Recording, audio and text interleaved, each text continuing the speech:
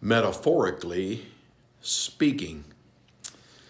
In the 26th chapter of the book of Proverbs, we have a lot of metaphors. Metaphor is a figure of speech for rhetorical purposes, a figure of speech for the purpose of persuading.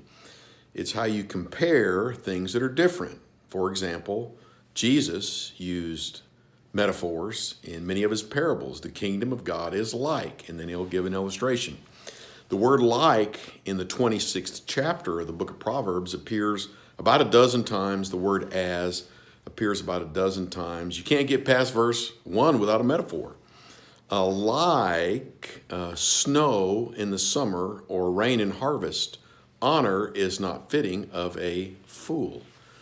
When you back off and take a look at this, you have all of these metaphors, how they compare these things, persuading you to believe a certain thing or to understand a certain thing. Verses 1 through 12 are talking about the fool, the unwise, the foolish person. Verses 13 through 16 talk about the sluggard, the indolent, the lazy person. In fact, it's interesting. The root word in the Hebrew for this word sluggard or slothful person is the word to lean. Hey, you got time to lean, you got time to clean. There you have it. And in the last verses, beginning in about verse 17 to the end of the chapter, you have different and various what I call bad actors. You got the gossip, the malicious person, the evildoer, the wicked person. And so you have all these different metaphors warning us against these kind of folks. The foolish person, the lazy person, or just other various bad actors. You know what's interesting? As I read through all of this, you find kind of a theme running through it all that's common to all three of these kinds of persons.